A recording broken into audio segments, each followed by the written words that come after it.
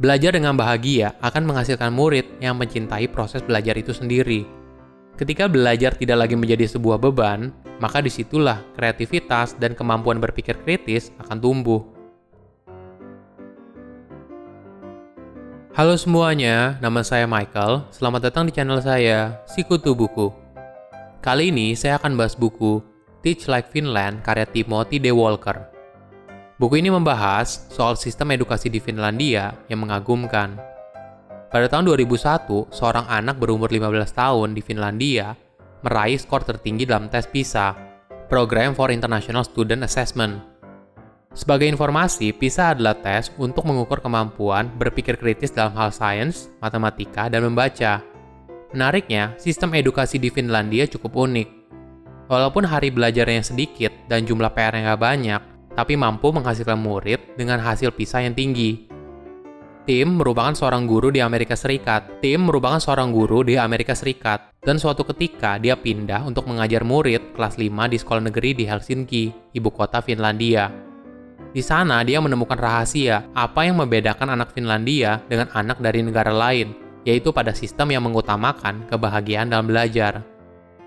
Saya merangkumnya menjadi 3 poin menarik dari buku ini. Yang pertama, kesejahteraan anak yang utama. Ketika tim pertama kali mengajar di Finlandia, ada sistem yang unik dikenal dengan nama brain breaks. Di Finlandia, setiap 45 menit, para murid akan diberikan istirahat selama 15 menit.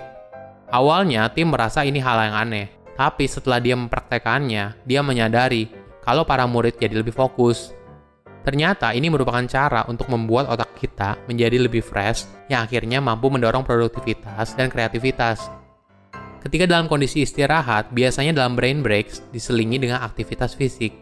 Jadi di Finlandia, ketika brain breaks, para murid boleh keluar bermain di luar kelas, sekaligus bersosialisasi dengan rekan sebayanya. Selain brain breaks, para murid belajar dengan cara yang unik. Jika biasanya para murid duduk lama di kelas, tapi di Finlandia mereka banyak bergerak dan berdiri saat belajar di kelas. Di situ juga tersedia standing desk dan exercise ball, sehingga para murid bisa belajar sambil bergerak. Dan ketika mereka pulang, gurunya tidak akan memberikan PR yang banyak, karena waktu luang sangat penting bagi pertumbuhan anak. Di rumah adalah waktu bagi anak untuk recharge energi mereka, supaya mereka siap untuk sekolah keesokan harinya. Kedua, hubungan antara guru dan murid. Di Finlandia, jumlah murid di setiap kelas tidaklah banyak, sehingga setiap guru didorong untuk mengenal muridnya satu persatu. Tim mencontohkan kalau dia selalu menyapa muridnya setiap pagi dan saat mau pulang. Dia juga rutin makan siang bersama muridnya untuk membangun hubungan yang akrab. Kadang dia juga melakukan kunjungan ke rumah muridnya untuk bertemu dengan orang tua murid tersebut. Semua ini dilakukan agar guru dapat memahami anak didiknya, sehingga dapat membantu mereka dalam belajar. Tidak jarang juga guru di Finlandia bermain dengan muridnya. Salah satu yang bisa dicoba yaitu Human Bingo. Permainan ini bisa jadi icebreaker yang seru. Cara mainnya yaitu mencari orang yang punya deskripsi yang sesuai dengan yang ditulis di dalam kotak bingo tersebut. Tujuan dari permainan ini adalah agar setiap orang bisa berkenalan dan mengetahui hal unik dari teman sekelasnya. Kegiatan ini sangat penting di awal ketika masuk ajaran baru. Di saat itulah fokus utamanya adalah membangun hubungan yang erat antara guru dan murid. Ketiga, berikan kebebasan pada murid. Riset menyarankan kalau rasa kebebasan adalah resep utama dalam hal kebahagiaan. Guru harus memberikan kesempatan pada muridnya untuk menunjukkan hal apa yang sudah dipelajari sebelumnya.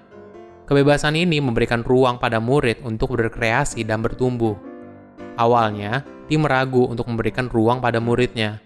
Tapi dia berubah pikiran setelah dia melihat muridnya mampu menjalankan penjualan kue sendiri sebagai salah satu proyek kelas. Memang tidak semua murid bisa mandiri, ada beberapa yang kesulitan. Tapi dengan memberikan kesempatan kepada murid yang mandiri untuk bertanggung jawab, tim bisa fokus untuk membantu murid yang kesulitan. Kebebasan bisa juga diartikan sebagai memberikan pilihan kepada para murid. Tujuannya adalah agar guru bisa mengetahui apa minat dari para muridnya. Contoh sederhana bisa seperti memberikan mereka kebebasan untuk memilih buku apa yang ingin mereka baca dan bagaimana cara mereka membuat tugasnya. Belajar dengan bahagia akan menghasilkan murid yang mencintai proses belajar itu sendiri. Ketika belajar tidak lagi menjadi sebuah beban, maka disitulah kreativitas dan kemampuan berpikir kritis akan tumbuh. Silahkan komen di kolom komentar, pelajaran apa yang kalian dapat ketika baca buku ini. Selain itu, komen juga mau buku apa lagi yang saya review di video berikutnya. Saya undur diri, jangan lupa subscribe channel YouTube Sikutu Buku. Bye-bye!